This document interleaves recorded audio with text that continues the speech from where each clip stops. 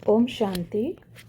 आज की अव्यक्त मुरली का शीर्षक है बंधन मुक्त आत्मा की निशानियाँ। जो भी यहाँ बैठे हैं वह सभी अपने को बंधन मुक्त आत्मा समझते हैं, अर्थात सभी बंधन मुक्त बने हैं व अभी तक कोई न कोई बंधन है। शक्ति सेना बंधन मुक्त बनी है। जो समझते हैं कि सर्व बंधन मुक्त बने हैं वह हाथ उठाएं। सर्विस के कारण निमित्त मात्र रहे हुए हैं वह दूसरी बात है, लेकिन अपना बंधन खत्म किया है ऐसा समझते हैं कि अपने रूप से बंधन मुक्त हो करके सिर्फ निमित्त मात्र सर्विस के कारण इस शरीर में कर्तव्य अर्थ बैठे हुए हैं। मेजॉरिटी ने हाथ उठाया। जिन्होंने भी हाथ उठाया वह कभी संकल्प मात्र भी संकल्प व शरीर के परिस्थितियों के अधीन व संकल्प में थोड़े समय के लिए भी परेशानी व उसका थोड़ा भी लेस मात्र अनुभव करते हैं व उससे भी परे हो गए हैं। जब बंधन मुक्त हैं तो मन के वश अर्थात व्यर्थ संकल्पों के वश नहीं होंगे। व्यर्थ संकल्पों पर पूरा कंट्रोल होगा। परिस्थितियों के वश भी नहीं होंगे। परिस्थितियों का सामना करने की संपूर्ण शक्ति होगी। जिन्होंने हाथ उठाया वह ऐसे हैं तो इन बंधनों में भी अभी बंधे हुए हैं ना। जो बंधन मुक्त होगा उनकी निशानी क्या होगी? जो बंधन मुक्त होगा वह सदैव योग युक्त होगा। बंधन मुक्त की निशानी है योग युक्त।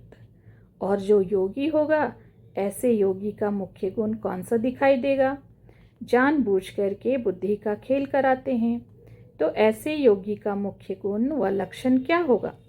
जितना योगी उतना सर्व का सहयोगी और सर्व के सहयोग का अधिकारी स्वतः ही बन जाता है। योगी अर्थात सहयोगी।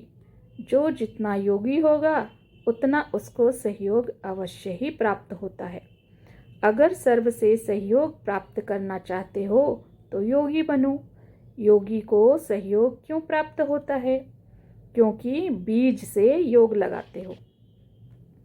बीज से कनेक्शन अथवा स्नेह होने के कारण स्नेह का रिटर्न सहयोग प्राप्त हो जाता है। तो बीज से योग लगाने वाला, बीज को स्नेह का पानी देने वाला सर्व आत्माओं द्वारा सहयोग रूपी फल प्राप्त कर लेता है। जैसे साधारण वृक्ष से फल की प्राप्ति के लिए क्या किया जाता है, वैसे ही जो योगी हैं उसको एक एक से योग लगाने की आवश्यकता नहीं होती। एक एक से सहयोग प्राप्त करने की आशा नहीं रहती, लेकिन एक बीज से योग अर्थात कनेक्शन होने के कारण सर्व आत्माएं अर्थात पूरे वृक्ष के साथ कनेक्शन हो ही जाता है। तो कनेक्शन का अटेंशन रखो। तो सहयोगी बनने के लिए पहले अपने आप से पूछो कि कितना और कैसा योगी बना हूँ। अगर संपूर्ण योगी नहीं तो संपूर्ण सहयोगी नहीं बन सकते, ना सहयोग मिल सकता है। कितनी भी कोई कोशिश करे परंतु बीज से योग लगाने के सिवाय कोई पत्ते अर्थात किसी आत्मा से सहयोग प्राप्त हो जाए यह हो नहीं सकता। इसलिए सर्व के सहयोगी बनने व सर्व का सहयोग लेने के लिए सहज पुरुषार्थ कौन सा है? बीज रूप से कनेक्शन अर्थात योग। फिर एक एक से मेहनत कर प्राप्त करने की आशा समाप्त हो जाएगी, मेहनत से छूट जाएंगे। शॉर्टकट रास्ता यह है, अगर सर्व का सहयोगी सदा योग युक्त होंगे तो बंधन मुक्त भी जरूर होंगे। क्योंकि जब सर्व शक्तियों का सहयोग, सर्व आत्माओं का सहयोग प्राप्त हो जाता है तो ऐसी शक्ति रूप आत्मा के लिए कोई बंधन काटना मुश्किल होगा। बंधन मुक्त होने के लिए योग युक्त होना है और योग युक्त बनने से स्नेह और सहयोग युक्त बन जाते हैं। तो ऐसे बंधन मुक्त बनो। सहज सहज करते भी कितना समय लग गया है। ऐसी स्थिति अब जरूर होनी चाहिए। जो बंधन मुक्त की स्थिति सुनाई कि शरीर में रहते हुए सिर्फ निमित्त ईश्वरीय कर्तव्य के लिए आधार लिया हुआ है, अधीनता नहीं। निमित्त आधार लिया है। जो निमित्त आधार शरीर को समझेंगे वह कभी भी अधीन नहीं बनेंगे। निमित्त आधार मूर्त ही सर्व आत्माओं के आधार मूर्त बन सकते हैं। जो स्वयं ही अधीन है वह उद्धार क्या करेंगे।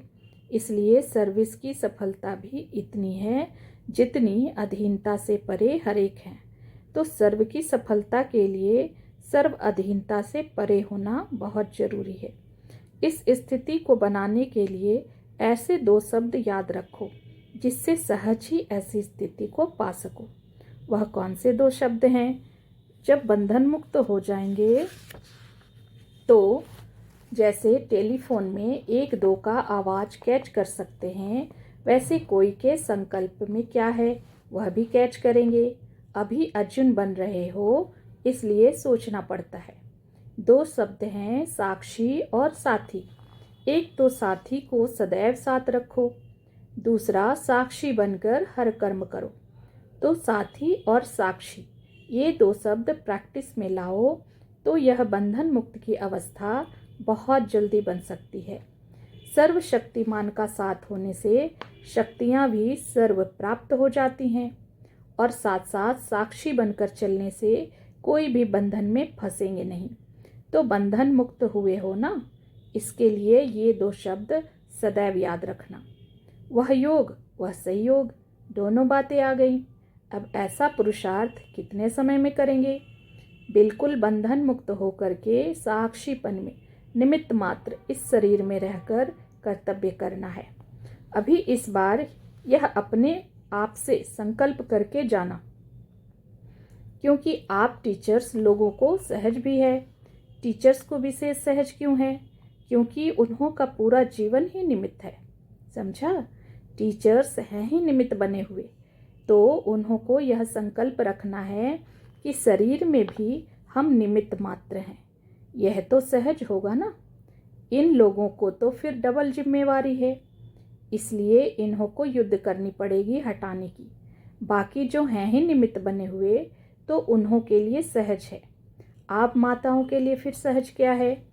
जैसे उन्हों को इस विशेष बात के कारण सहज है, वैसे आप लोगों को भी एक बात के कारण सहज है।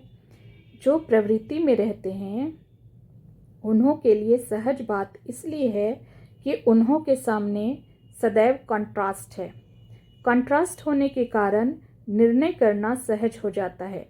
निर्णय करने की शक्ति कम है, इसलिए सहज नहीं भासता है। एक बार जब अनुभव कर लिया कि इसमें प्राप्ति क्या है, फिर निर्णय हो ही जाता है।